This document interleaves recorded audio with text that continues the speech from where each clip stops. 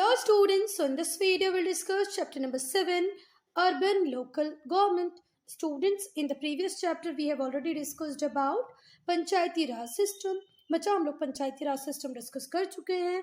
इस चैप्टर में हम लोग अर्बन लोकल गवर्नमेंट को डिस्कस करेंगे. अच्छा, अगर आपने लास्ट वीडियो देखी है तो आपको पता होगा हमने क्यों पंचायती राज सिस्टम बनाया है. सिविक एमेनिटीज को फुलफिल करने के लिए. To fulfil civic amenities in rural areas we have established panchayati raj system, but the same amenities is also needed by the people who is living in urban areas. उन लोगों को भी ये सारी फैसिलिटीज चाहिए. रोड चाहिए, electricity connection चाहिए, ठीक है, सैनिटेशन की फैसिलिटी चाहिए. तो सिटीज में ये फैसिलिटी कौन देता है बच्चा? Urban local government. ठीक है. अब अगर हम अर्बन लोकल गवर्नमेंट की बात करें तो इसको आप कितनी कैटेगरीज में डिवाइड कर सकते हैं? 3 कैटेगरीज में. First is Nagar panchayat, second municipality, third municipal corporation. Under 74th amendment act of the constitution. Constitution में हमने जब 74th अमेंडमेंट किया, अमेंडमेंट का मतलब होता है सुधार करना, और ये अमेंडमेंट हमने कब किया स्टूडेंट्स? 1992 में. has provided these 3 type of local self government bodies in urban areas. Constitution का अमेंडमेंट नंबर है 74th अमेंडमेंट. कब किया बच्चों? 1992 में किया. क्यों किया? लोकल सेल्फ गवर्नमेंट प्रोवाइड करने के लिए. कहाँ पर स्टूडेंट्स? अर्बन एरियाज में. ठीक है. तो पहले हम लोग पढ़ेंगे nagar panchayat. Nagar panchayat is set up for an area that is in the process of changing from rural to urban centre. बच्चा एक पर्टिकुलर एरिया था, एक पर्टिकुलर विलेज था, जो कि अब किस में कन्वर्ट हो रहा है? धीरे धीरे अर्बन सेक्टर में कन्वर्ट हो रहा है. तो अगर आप किसी ऐसी जगह में रहते हैं जो पहले पूरी जिसकी इकोनॉमी रूरल इकोनॉमी थी, एग्रीकल्चर पे बेस्ड थी, आज वहाँ पर फैक्ट्रीज हैं, इंडस्ट्रीज हैं, लोग एग्रीकल्चर के अलावा भी कहीं इंगेज हैं, तो उसको हम क्या बोलेंगे कि ये कन्वर्ट हो रहा है. रूरल एरिया से किस में कन्वर्ट हो रहा है? अर्बन सेंटर में कन्वर्ट हो रहा है. तो वहाँ पर क्या होगी बच्चा? Nagar panchayat. Such transitional area does not qualify for setting up municipality. ये जो ट्रांजिशनल एरिया है, जो कि ना ही तो कम्प्लीटली रूरल है, ना ही तो कम्प्लीटली अर्बन है, वहाँ पर म्यूनसिपालिटी नहीं हो सकती है और ना ही विलेज पंचायत होगी. तो वहाँ पर हमने क्या बना दी बच्चों? Nagar panchayat. But it is considered very important to have local body. अब ना तो वहाँ पंचायत भी नहीं होगी, वहाँ म्यूनसिपालिटी भी नहीं होगी, तो लोकल एरियाज पे जो अमेनिटीज़ देना है, जो सिविक फैसिलिटीज़ देना है, वो कौन देगा? तो इसलिए हमने क्या बनाई? नगर panchayat. The minimum population required for setting up Nagar panchayat varies from state to state. बच्चा हर स्टेट में नगर पंचायत के लिए जो क्राइटेरिया है मिनिमम पॉपुलेशन का, वो डिफर करता है, अलग अलग है. ठीक है. Now composition. The area of Nagar panchayat is divided into ward. नगर पंचायत का जो एरिया होता है उसको हम वार्ड्स में डिवाइड कर देते हैं. The registered voter of each ward elect representative.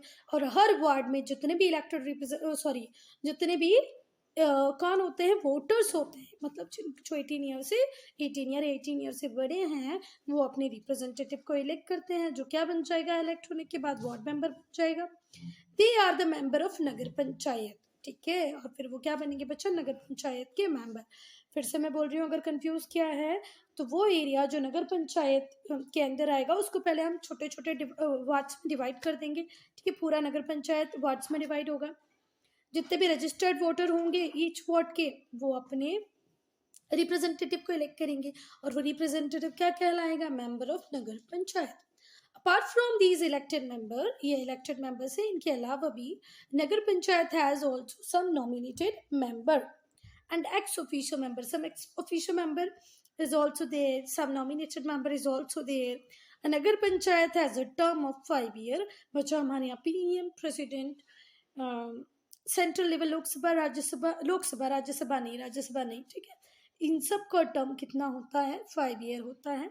But it can be dissolve earlier also if it is incompetent. बच्चा सिर्फ राज्यसभा को छोड़ दें हम, तो आप लोकसभा के लिए इलेक्शन करो, लेजिस्लेटिव असेंबली के लिए इलेक्शन करो, सबका टर्म 5 year ही होता है. तो नगर पंचायत का टर्म भी कितना है? 5 year. पर हम इसको अर्ली भी डिसॉल्व कर सकते हैं अगर हमें लगे कि ये इनकॉम्पिटेंट है, प्रॉपरली अपना काम नहीं कर पा रहे हैं तो. ठीक है.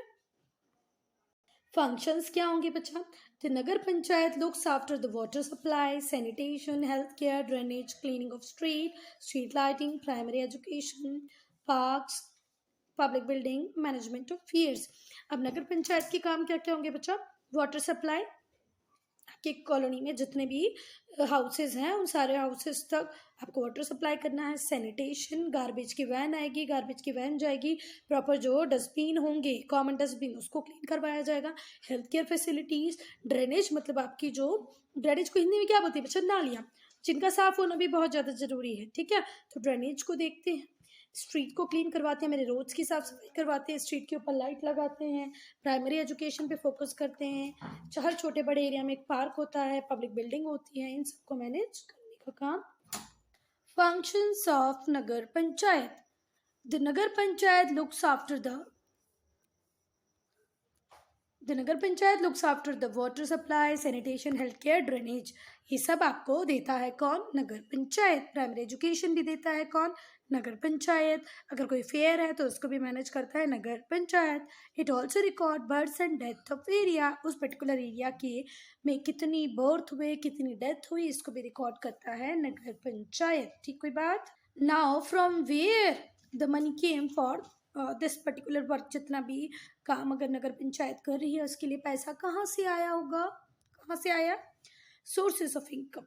The main source of income of nagar panchayat are as under grants receive from state government. बच्चा हमारा जो स्टेट गवर्नमेंट है वो बहुत सारा ग्रांट देता है। किसको देता है? नगर पंचायत को, अपने सारे कामों को करने के लिए। Property tax, nagar panchayat property tax लगा सकती है, सेल्स टैक्स लगाती है, और फेयर टैक्स। तो these are source of income for nagar panchayat. ठीक कोई बात? Next, municipality.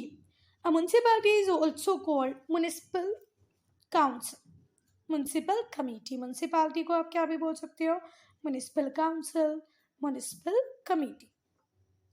It is a local self-governing body for small towns or cities. ठीक है, ये small area, small town, small city की लोकल सेल्फ गवर्निंग बॉडी होती है। The city is with population between 20,000 and 10 lakh. बच्चा जस्ट भी city और town की पॉपुलेशन 20,000 से 10 लाख के बीच में होगी, वहाँ पर आपको मिलेगी म्युनिसिपैलिटी। ठीक है, कंपोजिशन क्या होता है म्युनिसिपैलिटी का? The member of municipality are directly elected by registered voter of the city. City के जितने भी रजिस्टर्ड वोटर होते हैं, सिटी के जितने भी रजिस्टर्ड वोटर होंगे म्यूनसिपालिटी के लिए डायरेक्टली क्या करेंगे? इलेक्शन में पार्ट लेंगे। That is all citizen of the city who are 18 year of the age and above. 18 year और 18 year से above होंगे, वो म्यूनसिपल इलेक्शन में वोट देंगे। The candidate who wish to contest, पर अगर आप कैंडिडेट बनना चाहते हैं, खुद इलेक्शन कॉन्टेस्ट करना चाहते हैं, तो आपकी एज 25 ईयर होना चाहिए। वोट देने के लिए हमारी ईयर 18 और अबव 18 होना चाहिए। पर अगर मैं चाहूँ कि मैं खुद वार्ड मेंबर बन जाऊँ, मैं खुद इलेक्शन कॉन्टेस्ट करूँ, तो मेरी एज कितनी होनी चाहिए बच्चा? 25 ईयर्स। ठीक है, और 25 ईयर्स से अबव, 25 हो या उससे ज़्यादा। The number of members in a municipality vary from town to town depending on the population of the town. बच्चा अब कितना बड़ा मार्जिन रखा है हमने? 20,000 टू 10 लाख। ठीक है बच्चा, तो यहाँ पर हम नहीं बता सकते हैं कि म्युनिसिपैलिटी में कितने लोग होंगे एक्चुअल में, तो वो डिपेंड करेगा उस सिटी, उस टाउन की पॉपुलेशन पे। द मेंबर ऑफ म्युनिसिपैलिटी और municipal council are called councillors. जितने भी म्युनिसिपैलिटी के मेंबर होंगे, म्युनिसिपल काउंसिल के मेंबर होंगे, उनको क्या बोलोगे आप? काउंसलर्स। ठीक है, the city is divided into number of ward. पूरी सिटी को हम छोटे छोटे वार्ड्स में डिवाइड कर देते हैं। Each ward elect one member, हर वार्ड से एक मेंबर इलेक्ट होगा। Some seats in every municipality are reserve for the candidate belonging from scheduled caste, scheduled tribe. Even 1/3 seats of the total seats reserved for women. So student, schedule caste के लिए भी seats reserve होंगी, schedule tribe के लिए seats reserve होंगी, और सबसे अच्छी बात यह है कि टोटल सीट्स की जो 1/3 सीट्स होंगी, वो 1/3 सीट्स अकेले किसके लिए? विमेन के लिए भी रिजर्व होंगी। ठीक कोई बात? It also has some nominated and ex officio members. बच्चा एक्स ऑफिशियो मेंबर्स जो होते हैं वो भी आ सकते हैं, कुछ नॉमिनेटेड मेंबर्स भी होते हैं। तो अगर हम ऑफिस की बात करें तो ऑफिस में कुछ नॉमिनेटेड मेंबर्स होंगे, कुछ ऐसे व्यक्ति होते हैं जिनको नॉलेज ज़्यादा होता है तो हम उनको नॉमिनेट करके बुला लेते हैं, कुछ एक्स ऑफिशियो मेंबर्स होते हैं।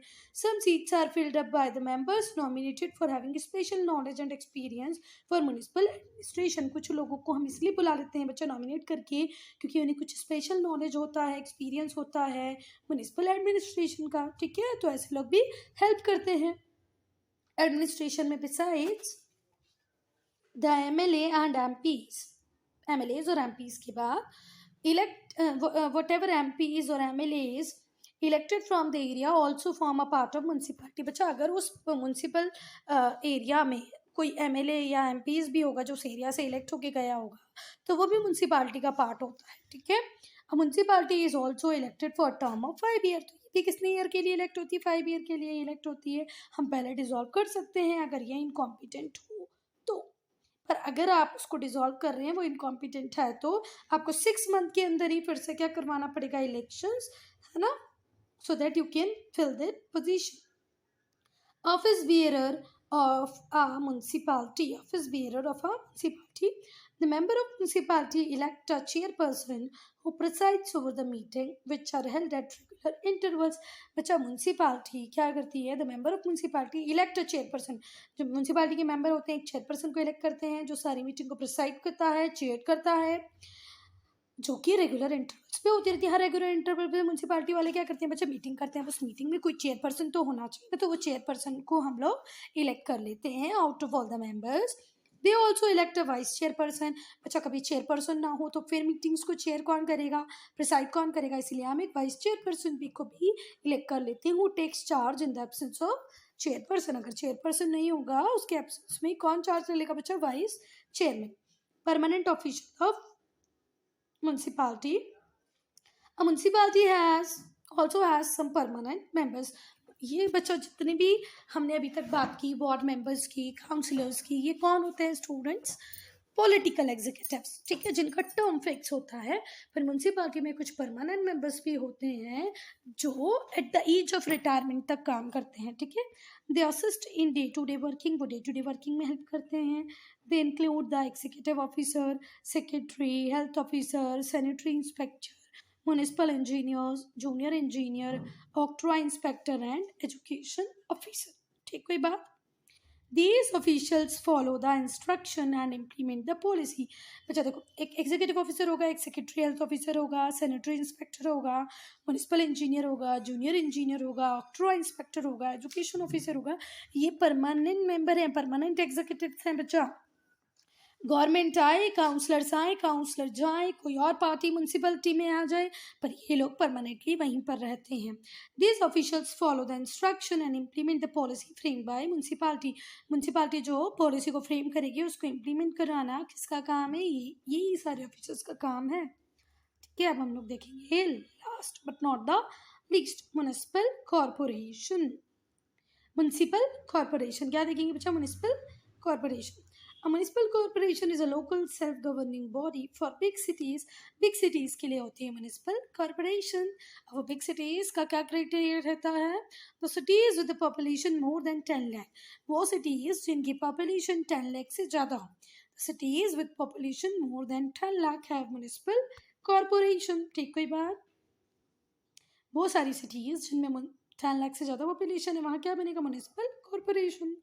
कंपोजिशन क्या होता है म्युनिसिपल कॉरपोरेशन का? Like municipality, the municipal corporation also consist of member elected by the adult citizen of the city. Municipality की तरह ही म्युनिसिपल कॉरपोरेशन में भी 18 और 18 ईयर से ज़्यादा के जितने भी सिटीजन होते हैं वो वोट देते हैं। All citizen of the city who are 18 year of age above can vote in election. फिर वही, अगर आप इलेक्शन कॉन्टेस्ट करना चाहते हो, कैंडिडेट की तरह खड़े होना चाहते हो, तो बच्चा आपकी एज कितनी होनी चाहिए? 25 ईयर्स एंड अबव, ठीक है। मैं वोट नहीं देना चाहती हूँ, मैं चाहती हूँ कि लोग मेरे लिए वोट दें, मैं उस पर्टिकुलर एरिया को सर्व करूँ, तो मेरी एज, या आप करना चाहें तो आपकी एज 25 ईयर्स से ज़्यादा होनी चाहिए। These elected members of the municipal corporation are called councillors. ये इलेक्टेड मेंबर्स को हम क्या बोलते हैं बच्चा? Councillor. A city is divided into number of wards. पूरी city को छोटे छोटे wards में हम divide कर देते हैं, smaller areas में divide कर देते हैं. Each ward elect one member. हर ward से one member elect होता है. कुछ जो some seats होती हैं, कुछ seats जो होती हैं हर municipal corporation की, some seats in every municipal corporation are reserved for scheduled caste, scheduled tribe candidate. अच्छा, जैसे कि म्यूनसिपालिटी में हमने देखा वैसे म्यूनिसिपल कॉर्पोरेशन में भी होता है कि कुछ सीट्स शेड्यूल कास्ट और शेड्यूल ट्राइब के लिए भी क्या होती है, रिजर्व होती है वो. और सेम 1/3 सीट्स वुमेन के लिए भी रिजर्व होती है. विमेन के लिए 1/3 सीट्स का रिजर्वेशन है. टोटल सीट का 1/3 विमेन को होगी, कुछ शेड्यूल कास्ट कुछ शेड्यूल ट्राइब के लिए क्या होगी, रिजर्व होगी. ठीक है. बिसाइड्स द इलेक्टेड मेंबर्स के अलावा a corporation also has some nominated ex officio member. बच्चा ये कुछ चीज़ें बहुत कॉमन है जो आप एक बार लर्न करोगे वो तीनों के लिए फॉलो होंगी. ठीक है. यहाँ पर भी कुछ नॉमिनेटेड मेंबर होते हैं, कुछ एक्स ऑफिशियो मेंबर्स होते हैं. ठीक है. There are number of members called alderman. ठीक है. अब एल्डरमैन किसको बोलते हैं बच्चा, usually they are experienced person. They are usually elected by councillors from among the greatly experienced and gifted public workers of the city. कुछ gifted public workers होते हैं, greatly experienced people होते हैं, उसको councillors लोग क्या करते हैं, elect करके कहाँ ले आते हैं, कॉर्पोरेशन में ले आते हैं. ठीक है. उनको हम क्या बोलते हैं बच्चा, एल्डरमैन. ठीक है. ये एक इंपॉर्टेंट क्वेश्चन बनता है, आपको पता होना चाहिए. Aldermen are usually elected by councillors from among the greatly experienced and gifted public workers in the city. The MLA and MP of that area also form the part of corporation. मतलब जितने भी MPs होंगे उस particular area से, MLAs होंगे, वो भी corporation का पार्ट होते हैं. ठीक है. वो अपनी advice as and when required दे सकते हैं. ठीक है. Now office bearer of the corporation. The member of municipal corporation elect the mayor or महापौर. जो म्यूनसिपल कॉर्पोरेशन होता है, the members of municipal corporation में जितने भी मेंबर होंगे वो मेयर और महापौर को इलेक्ट करेंगे. एंड द डेप्यूटी मेयर और उप महापौर, डेप्यूटी मेयर और उप महापौर को इलेक्ट करेंगे फ्रॉम एमंग देमसेल्फ. जितने भी लोग इलेक्ट होके काउंसलर बन के आए उन सारे काउंसलर्स में से कुछ एक व्यक्ति म्यूनसिपल कॉर्पोरेशन का हेड, ये मेयर बन जाएगा जिसको हम महापौर भी बोल सकते हैं, और दूसरा डेप्यूटी मेयर उप महापौर बन जाएगा. The mayor is the head of municipal corporation, और म्यूनसिपल कॉर्पोरेशन का हेड कौन होता है, मेयर. ठीक है बात. ही और शी प्रिसाइड्स, वो ये भी हो सकता है और शी भी हो सकता है, मेल फीमेल दोनों हो सकते हैं. ठीक है. या तो मेल या तो फीमेल. ही और she presides over the meeting of the corporation. Corporation की मीटिंग होगी, उसको प्रिसाइड करेगा, चेयर करेगा. इन द एब्सेंस ऑफ मेयर, अगर मेयर नहीं होगा तो डिप्टी मेयर सारे फंक्शंस को परफॉर्म करेगा. ठीक है बात. Permanent officials of the corporation. The municipal corporation also have some permanent officials. These officials are appointed by state government. और जितने भी officials होते हैं उनको कौन अपॉइंट करता है बच्चा, state government. The corporation has chief executive officer. Her corporation का एक CEO होगा बच्चा, chief executive officer. he or she is also called municipal commissioner. उसी को क्या बोलते हैं बच्चा, municipal commissioner. CEO chief executive officer एक कॉर्पोरेशन का होता है जिसको कौन अपॉइंट करती है, स्टेट गवर्नमेंट. आप उसी को म्यूनिसिपल कमिश्नर भी बोल सकते हैं. ही और she act as a link between municipal corporation and the state government. And बच्चा the main work of municipal corporation is to link. To whom he has to link? He has to link, or he is working as a link between municipal corporation and the state government. He or she implement the laws framed by the corporation. Corporation जितने भी laws बनाती है उसको implement भी कौन ही करवाते हैं बच्चा, कौन करवाते हैं बताओ मुझे, municipal commissioner. The officers in charge of various departments like health, education, engineer, sanitation, etc. assistant.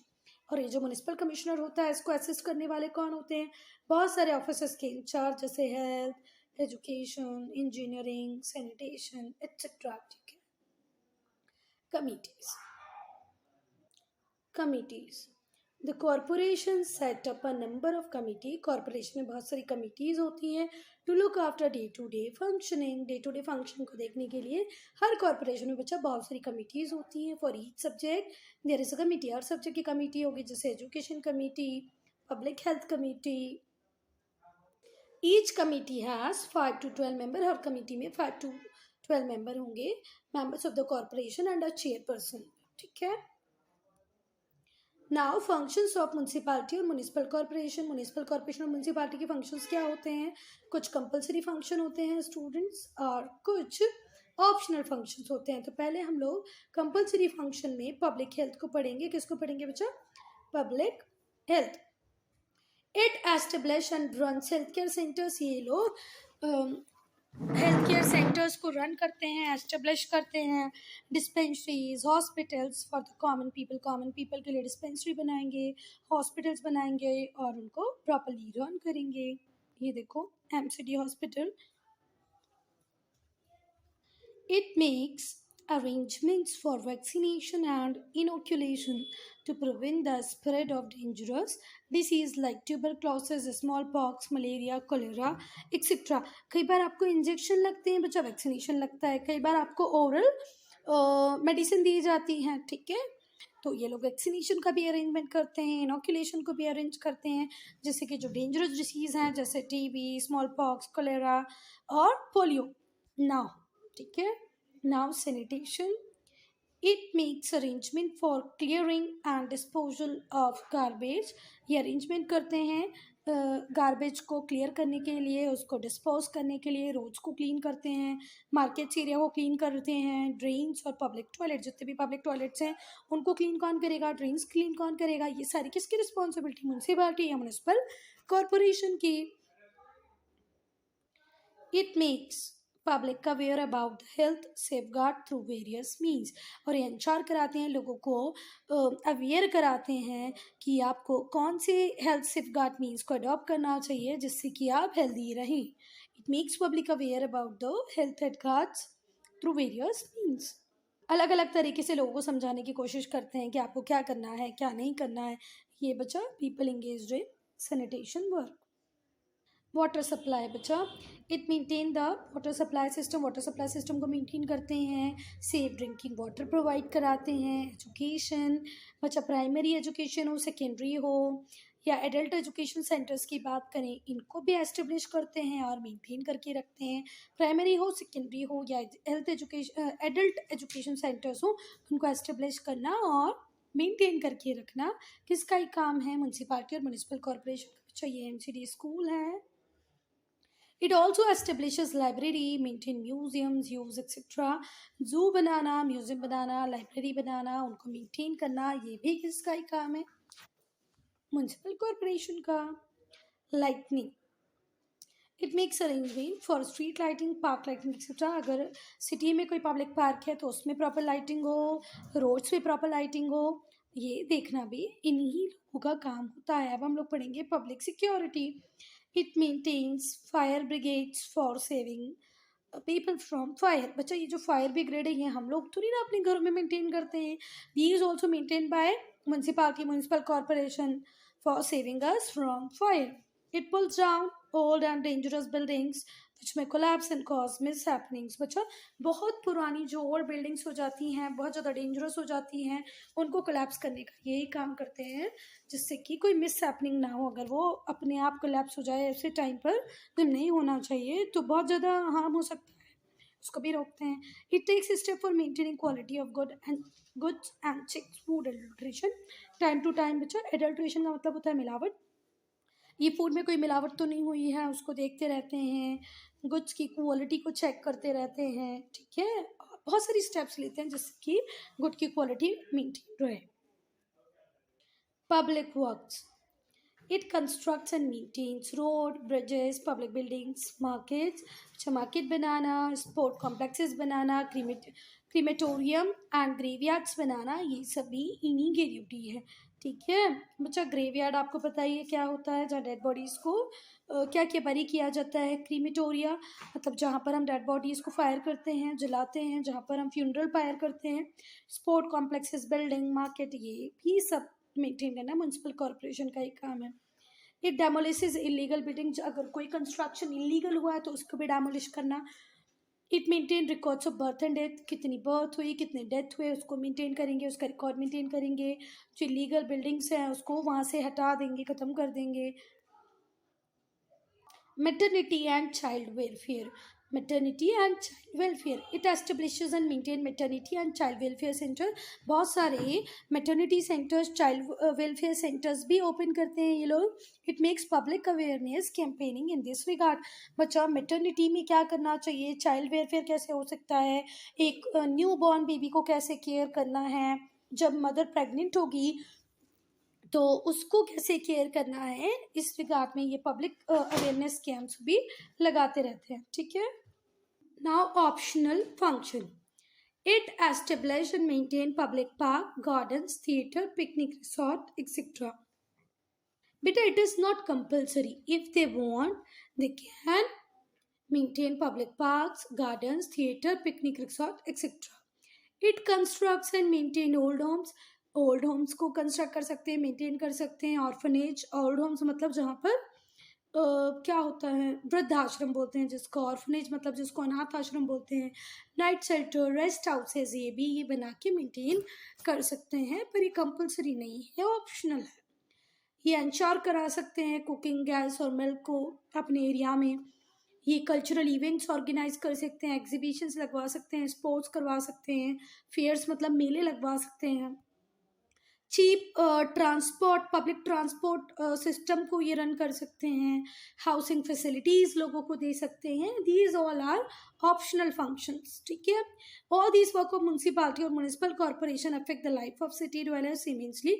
बच्चा ये जो भी काम करेंगे इससे भले वो म्यूनसिपालिटी और म्यूनिसिपल कॉर्पोरेशन, इससे सिटी ड्वेलर्स की लाइफ में बहुत ज़्यादा चेंज आ सकता है. अगर ये सब अच्छा करेंगे तो सिटी ड्वेलर्स बहुत ज़्यादा कंफर्टेबल और हैप्पी हो जाएंगे. Decision making process of the corporation. अब डिसीजन मेकिंग कैसे होती है बच्चा? All the decision that affect the entire city are taken by a group of councillor. सारे काउंसलर मिलकर डिसीजन लेते हैं. The ward councillor place the particular demand of their ward before the entire council. और जो ward member होते हैं ये बिल्कुल फ्री होते हैं. अगर इनके पर्टिकुलर वार्ड की कोई प्रॉब्लम है तो ये काउंसलर्स के सामने उस प्रॉब्लम को रख सकते हैं. The dish issue and debate on the issue in the respective committee. ये डिस्कस कर सकते हैं. डिश इशू बोला, सॉरी बच्चा मैंने, ये क्या है, डिस्कस. ये डिस्कस कर सकते हैं, डिबेट कर सकते हैं रिस्पेक्टिव कमेटी पे बहुत सारे इश्यूज पे. ठीक है. The discuss and debate on the issues of respective in the respective committee while the councillor committee and the councillor decide on the issue. ठीक है. While the councillors committee and the counselor decide on the issue, the commissioner and administrative staff implement decision. जो भी decision counsellor लेगा बच्चा, उस decision को implement कराता कौन है? एडमिनिस्ट्रेटिव स्टाफ और commissioner. So if there are any problem with in the ward, अगर वार्ड में कोई प्रॉब्लम है तो people of that area should contact their councillor. तो आप, अगर आपके एरिया में कोई प्रॉब्लम है तो आप आपके काउंसलर से कॉन्टैक्ट करो. ठीक है. वो उस प्रॉब्लम को सॉल्व जरूर कर देगा. Sources of income of the municipality और म्यूनिसिपल कॉर्पोरेशन. पैसा कहाँ से आएगा ये सारे काम करने के लिए? It turns money from private tax, property tax. किससे पैसा आता है बच्चा? प्रॉपर्टी टैक्स से. It turns money from property tax. The larger the house the more the tax. जितना बड़ा आपका घर होगा उतना ज़्यादा टैक्स आपको देना पड़ेगा. Property tax contribute 25 to 30% of the total money. Total money जो होती है उसका 25 से 30% कहाँ से आता है? प्रॉपर्टी टैक्स से ही आता है. That a municipal corporation on. ठीक है. They can also impose taxes on the goods coming into the city known as octroi. जितना भी goods होगा जो आपकी सिटी के अंदर आएगा उसके ऊपर भी टैक्स लगा सकते हैं, जिसको हम क्या बोलते हैं बच्चा? octroi. It earns income from water and electricity supply to the houses and the factories. Factories को जो इलेक्ट्रिसिटी सप्लाई हो रही है, वाटर सप्लाई हो रहा है, उसको भी वो चार्ज कर सकते हैं, उससे भी वो इनकम अर्न कर सकते हैं. It also earn money from municipal properties. बता, जितनी भी म्यूनसिपल प्रॉपर्टीज है उससे भी ये टैक्स कलेक्ट कर सकते हैं.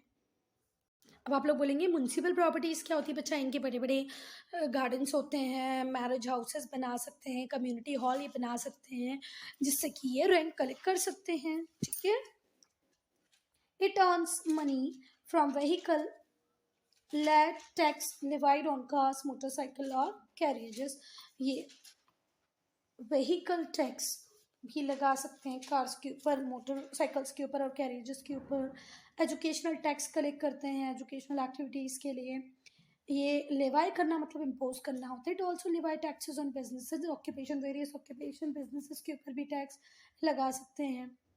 It collect it collects entertainment tax from cinema halls, theatre, circuses etcetera.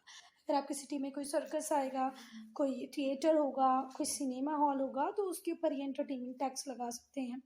Toll tax लगा सकते हैं रोड्स और ब्रिजेस को यूज़ करने के ऊपर, ठीक है। और टोल टैक्स तो आप लोगों ने भी आते जाते देखा होगा कि हम लोग देते हैं।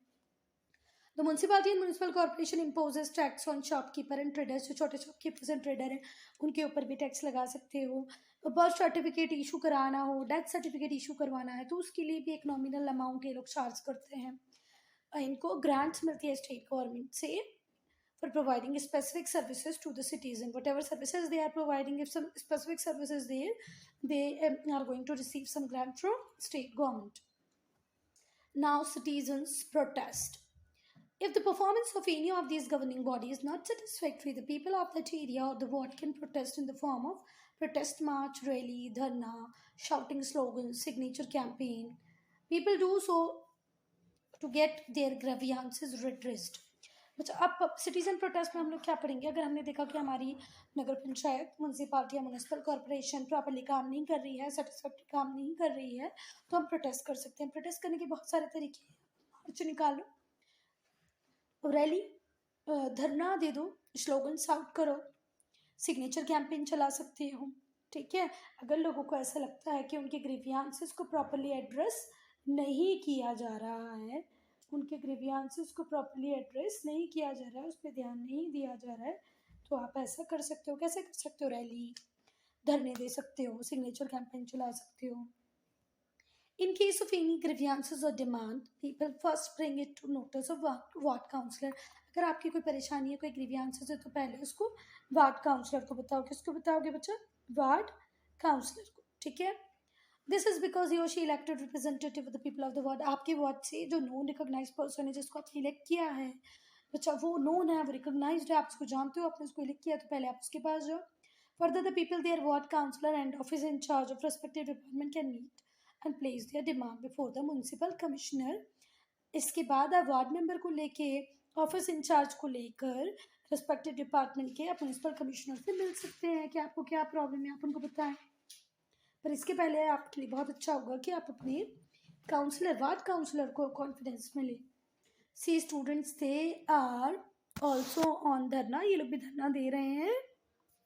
हमारी रोजी रोटी मत छीनो, मतलब कुछ ऐसा कर रही होगी इनकी म्यूनसिपालिटी, म्यूनसिपल कॉर्पोरेशन, जिससे इन लोगों की जो लाइवलीहुड है वो छिन रही होगी, ले ली जा रही होगी, इसीलिए ये लोग धरना दे रहे हैं। तो हम लोग भी ऐसे कर सकते हैं। आप किस चीज़ के लिए जा सकते हो कमिश्नर के पास? If the garbage remains uncollected within a ward, अगर आपके वार्ड में गार्बेज कलेक्शन की प्रॉपर फैसिलिटी नहीं है, तो वैन प्रॉपरली नहीं आ रही है, डस्टबिन प्रॉपरली खाली नहीं हो रहे हैं, people with their ward councillor and sanitation engineer should meet the municipal. तो आपका वार्ड काउंसलर और सैनिटेशन इंजीनियर दोनों जाके म्यूनसिपल कमिश्नर से मिले और अपनी ग्रीवियांसेस को सॉल्व करवा लें। बच्चा, ये भी बहुत इंपॉर्टेंट है, आपको पता होना चाहिए सब कॉन्ट्रैक्टिंग क्या होता है। And this is the most usable thing, सबसे ज़्यादा यूज़ हो रहा है इस चीज़ का आजकल, सब कॉन्ट्रैक्टिंग। सब कॉन्ट्रैक्ट क्या होता है बच्चा? पहले जिस काम को गवर्नमेंट कर रही थी, गवर्नमेंट वर्कर्स कर रहे थे, अब उसको प्राइवेट कंपनीज कर रही हैं, ठीक है। For example, municipal commissioner now hire private contractors to collect and process garbage. आजकल म्यूनसिपल कमिश्नर्स क्या करते हैं बच्चा? प्राइवेट कॉन्ट्रैक्टर्स को बुला लेते हैं जो कि गार्बेज कलेक्ट करेंगे, ठीक है। This is done to save money. तो जितने भी गवर्नमेंट वर्कर्स हैं उनको हमको बहुत ज़्यादा पे करना पड़ता है, तो उस मनी को हम बचाने के लिए हम प्राइवेट लोगों को हायर कर रहे हैं। But these contract workers get paid late. ये कॉन्ट्रैक्ट वर्कर्स को थोड़ा सा कम पे करना करते हैं। They do not have sufficient safety measures, उनके पास सफिशिएंट सेफ्टी मेजर्स भी नहीं होते हैं, और उनका जो जॉब होता है बच्चा वो टेम्पररी होता है, परमानेंट नहीं होता है। Subcontract, I hope you all are now understood what is subcontracting. क्या सब कॉन्ट्रैक्टिंग होती है, अब आपको समझ आ गया होगा। क्या होती है बच्चा कि आप पहले जहाँ पर गवर्नमेंट वर्कर्स काम कर रहे थे, अब उनकी जगह प्राइवेट कंपनीज काम करेगी। गवर्नमेंट वर्कर्स का पे बहुत ज़्यादा हाई होता है, या प्राइवेट वर्कर्स को, कॉन्ट्रैक्टर्स को थोड़ा कम पे कर देंगे तो भी काम चल जाएगा, पर उनके पास प्रॉपर सेफ्टी मेजर्स नहीं होते। स्टूडेंट्स पर बहुत सारी कंडीशन में हम देखते हैं कि जो म्यूनिसिपल कमिश्नर होता है हमारा, वो रिलक्टेंट होता है, उसको फ़र्क ही नहीं पड़ता, वो हमारे ग्रीवियंसेस को नहीं सुनता, कोई एक्शंस नहीं लेता है। But it is public pressure that make him bound to take action. पर अगर आप प्रॉपर प्रेशर उसके ऊपर बनाएंगे तो वो कोई ना कोई एक्शंस ले लेगा। ठीक है, तो अगर आपकी एरिया में कोई प्रॉब्लम है तो आपको एक साथ मिलके प्रोटेस्ट करना चाहिए। So student, I am ending this video here. Only if you have any doubt, any problem, to write in comment section.